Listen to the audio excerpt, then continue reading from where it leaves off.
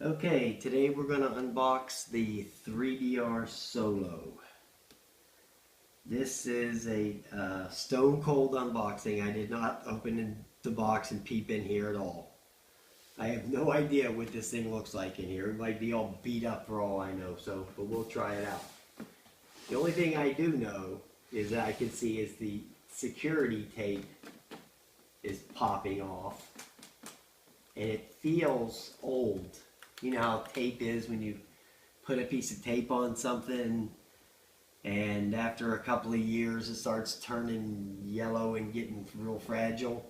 That's what this tape feels like. So, I know 3DR quit making these things. These things been sitting in a warehouse for God knows how long, So, I don't know.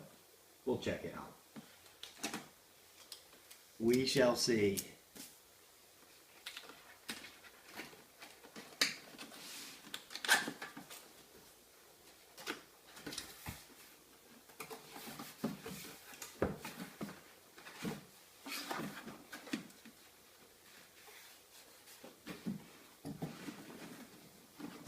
It comes in this like egg crate thing inside here.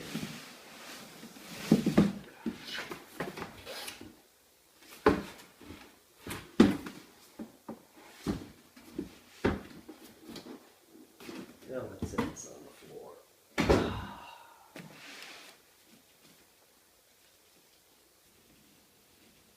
Has a little snap on the thing, right? It's almost like a little carrying case, but it's not that durable.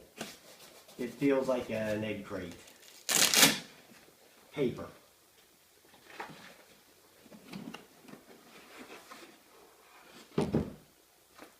Well, it is brand new, never been used, so you can tell because there's all that plastic stuff's on the thing.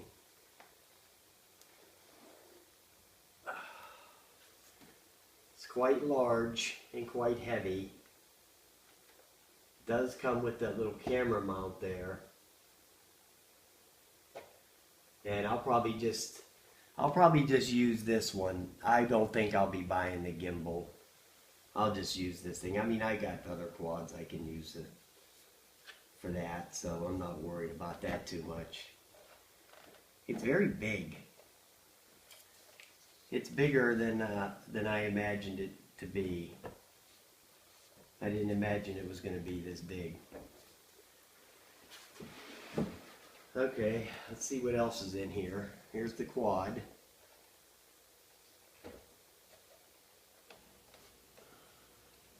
Trying to figure out how to take off the battery. Okay, it just slides out there. Battery's big. It's heavy, very heavy. It says 5,200 milliamp hours, and it says 14.8 volts.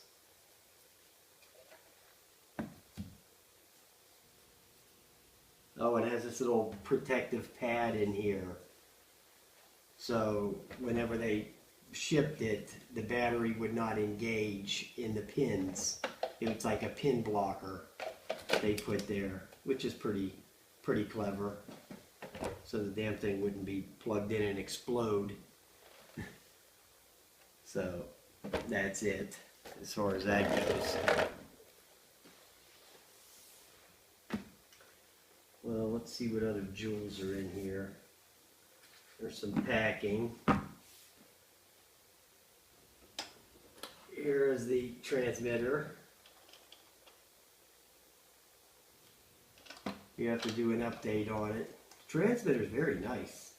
This looks a little different from the one I've seen online. It looks bigger. So I don't know if this is an updated one, or I'm just imagining things.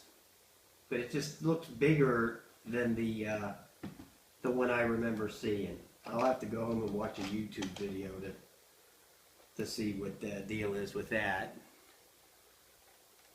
You can see the transmitter right there, and it has a battery compartment, but I think you just plug it in. It has a LiPo battery in there, It's not one of these cheap quads that you have to put AAA or AA batteries in.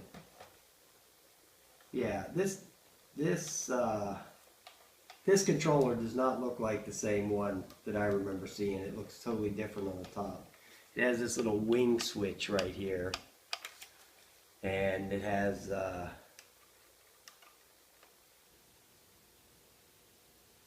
angle presets right here. That's for the gimbal, most likely.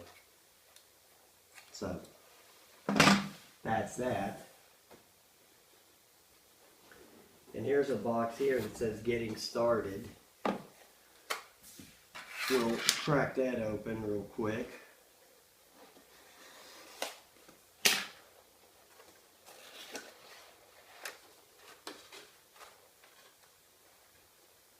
Okay, it just has all the props.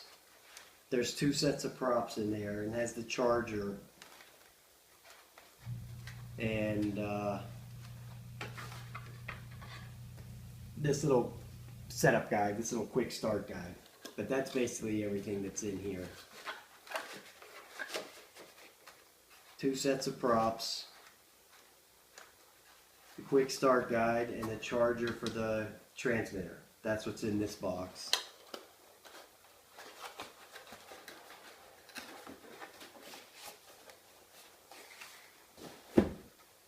And in this box is the battery charger. That's all that's in there. We'll open it up and see.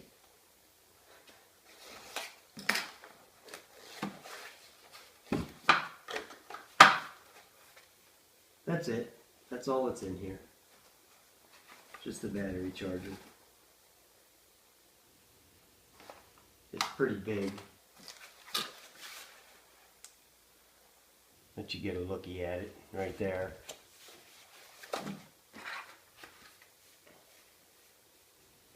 And then some documentation. The packaging is very nice. You know, I'll get this thing charged up and then we'll try to get out there. The weather actually broke a little bit today, so I was happy to see that. But I have a big deadline job that I'm doing over the weekend, so I'm going to have to finish that up. I have to have it done by Sunday night, so it is what it is on that. Anyway, that's about it as far as this goes. I'll get it all charged up, and then maybe tomorrow afternoon I can take it over to that park where I do them quick flights. Now, I'm not going to, the first flight I do with this thing, now I've learned my lesson now on this, with that Up Air 1 catastrophe. I'm not going to take this thing up more than 10 feet and let it run for a while. I'm not going to go zooming around with this thing. Because after that thing fell out of the sky, I'm not doing that no more. I'll always do a little burn in. You know, and I should have known better because I've been dealing with electronics for, you know, years and years and years and years. So I always burn in everything I ever owned except these quads. I always just took them out of the box and off they went. I never even thought of burning them in like I do TVs and any other gadget that I get. If I buy a new TV, I have 3 60-inch TVs. When I buy a new TV, I plug it in and turn it on. I don't turn it off for at least like 4 days. I'll let it run non-stop. Because if it's gonna break down, it's gonna break down right away. You get it all heated up. Any bad solder joints or anything like that, they're gonna get exposed right away. Okay, so whenever you get some new electronics, you always want to burn them in. Like all my video game systems, like my PlayStation 4 and Xbox One and all them, I always would turn them on and let them suckers run for days on end without shutting them off. Because that's how you find out if the stuff's any good or not. If they hold up to that burn-in, then they're probably going to be okay. But I never even thought about doing that with these things because I took off that Up Air 1. The thing didn't even last 2 minutes. The video, I think, was like 2 minutes and 20 seconds, but the actual flight time on that Up Air 1, I think the flight time was like 1 minute and 53 seconds or something before it took a crap and exploded all over that ball field. So I learned my lesson on that one, not to trust these things anymore. So I'll be doing a bird in on all my future stuff. That's for sure. I got the Unique came today too. The Typhoon that showed up today also. So I'm going to be unboxing that thing. There's more to that thing than there is this. As a matter of fact, I would not even have bought this if it wasn't for the fact that it was $249. Okay, I would not even have thought about buying. When this thing came out, this thing was $1,600 freaking dollars. Okay, so that's what it's come down to. You know, they're trying to. I think actually Best Buy pretty soon is going to stop even carrying them. You know, the warehouse, the supplies going away, it's dwindling away. And then pretty soon you're not going to be able to get one of these things. You know, they're not making them. They haven't been making them for a long time. So these things are old. And the parts are getting scarcer and scarcer too. If you go on eBay and look for props and stuff like that, the parts on this thing are really getting expensive, you know. So this thing has like this thing has like a cult following online. You know, people that have this thing, they swear by it. They think it's the greatest thing since gold bullion. So, but we'll see once I get it all charged up and fired up. I'm sure it'll be okay, but I'm not going to take any more of these expensive quads up to these 250 feet on the first flight no more. I'm not doing that. I'll never do that again, actually, after that fiasco with the Up Air 1. Thank God they're sending me another one, so, or fixing that one. I don't know how they're going to fix it. They'll probably wind up just sending another one, because I don't know how now they're going to fix it. So, all right, guys, have a nice night. I'll catch you in a few days, and we'll get it going.